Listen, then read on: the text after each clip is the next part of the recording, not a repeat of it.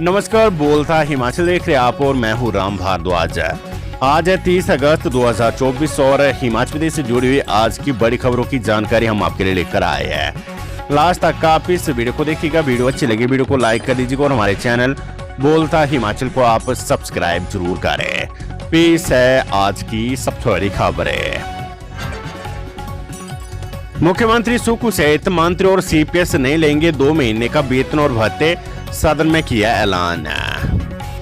हिमाचल प्रदेश में वित्तीय स्थिति बिगड़ती जा रही और कर्ज 90,000 करोड़ रुपए से ऊपर चला गया है।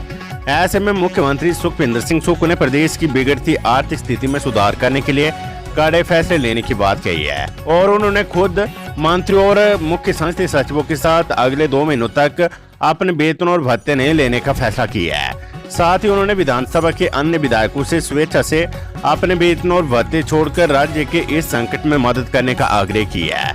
मुख्यमंत्री ने हिमाचल प्रदेश विधानसभा के मानसून सत्र के दौरान सदन में इसका ऐलान किया है। देश की वित्तीय स्थिति ठीक नहीं है। इसके कई कारण हैं। रेवेन्यू डेफिसिट ग्रांट जो वर्ष 2023-24 में 8,058 करोड़ रुपए थी, वह इस वर्ष 1,800 करोड़ रुपया कम होकर 6,258 करोड़ रुपया हो गई है। अगले वर्ष 2025-26 में यह 3,000 करोड़ रुपया और कम होकर 3,257 करोड़ रुपया रह जाएगी।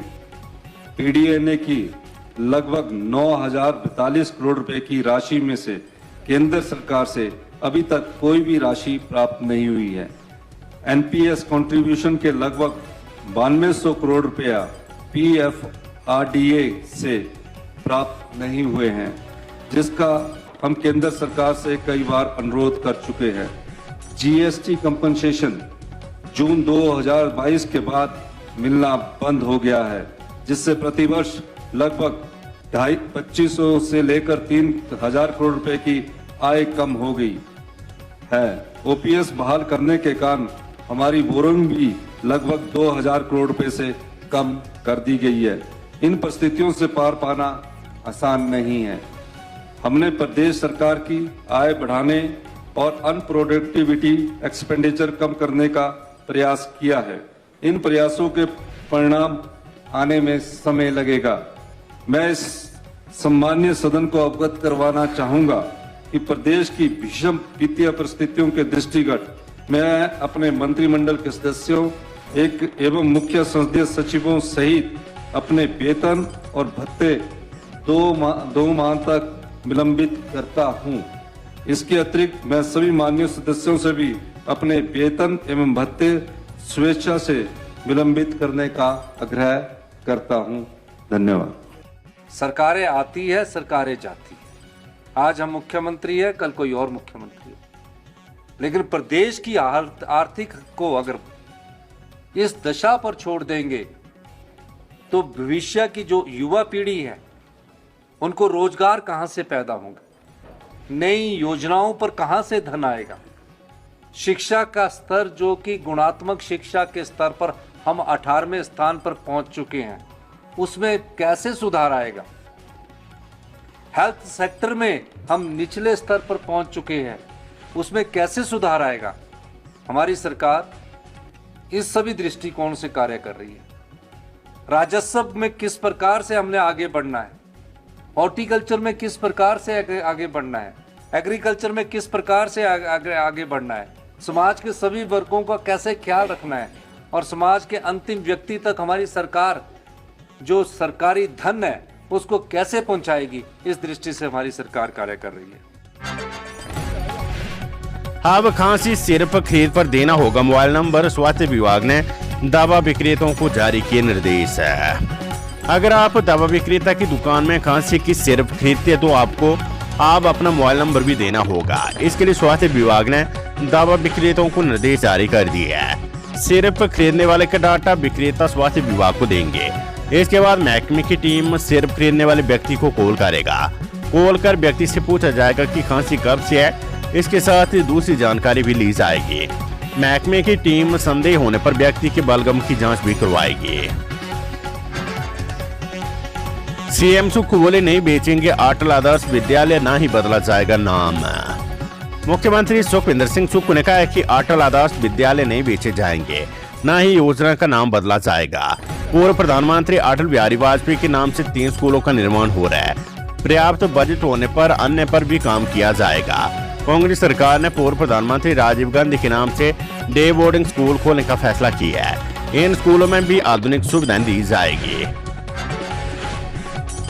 विपक्ष ने लगाए सरकार पर शराब घोटाले के आरोप, सदन से किया वॉकआउट। हिमाचल प्रदेश विधानसभा मानसून सत्र के दौरान सदन में प्रश्नकाल के दौरान विपक्ष ने नई शराब नीति को लेकर सरकार पर घोटाले के आरोप लगाए हैं।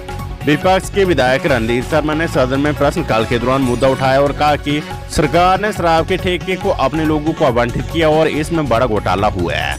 मुख्यमंत्री ने विपक्ष के आरोपों पर जवाब दिया और कहा कि घोटाला पूर्व सरकार में हुआ है, क्योंकि 4 वर्षों से ठेकों की बोली नहीं हुई और सरकार के राजस्व का नुकसान हुआ है। इस पर विपक्ष बेफर गया और सरकार के खिलाफ नारेबाजी करते हुए सदन से वॉकआउट कर दिया।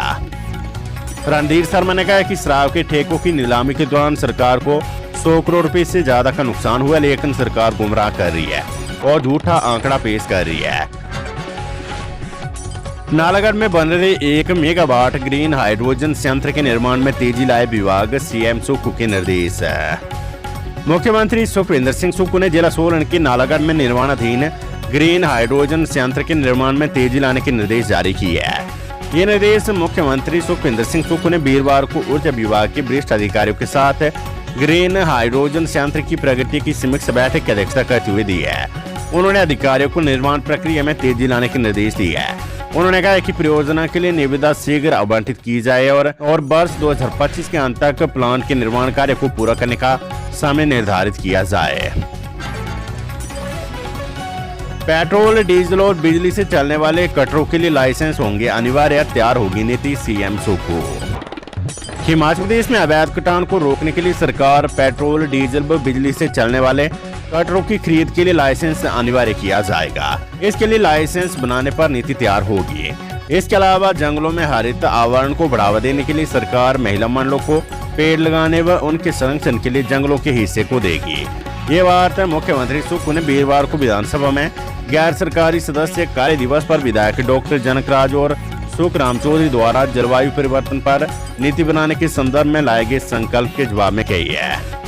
मुख्यमंत्री ने कहा कि सरकार ग्रीन एनर्जी की दिशा में आगे बढ़ रही है।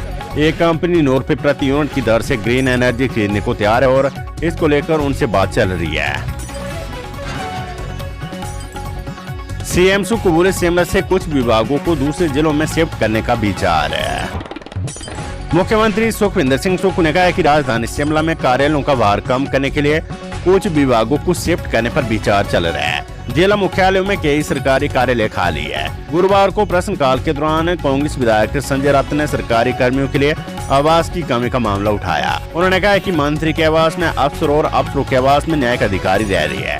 जो भवन जिस पद के लिए उसे वो नहीं दिया गया है। कई अफसरों के शिमला में अपने मकान है, इसके बावजूद भी सरकारी भवनों में रह रहे हैं, अपने मकान किराए पर चढ़ाए हैं।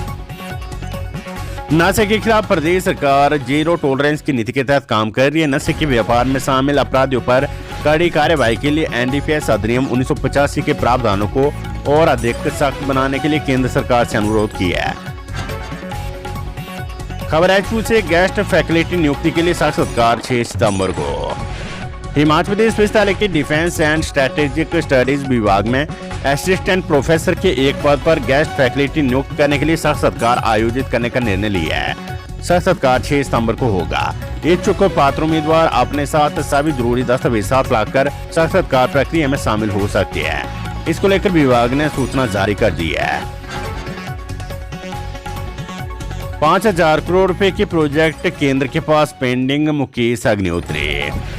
उप मुख्यमंत्री मुकेश अग्निहोत्री ने कहा है कि प्रदेश के लगभग 5000 करोड़ रुपए के प्रोजेक्ट केंद्र के पास पेंडिंग है। 2531 प्रोजेक्ट को निवेश के लिए मंजूरी मिली है, लेकिन पैसा नहीं मिल रहा है। नदियों व खाड़ों की चैनलाइजेशन को लेकर विपक्ष के सदस्यों के सवालों पर सदन में उन्होंने ये जानकारी दी है।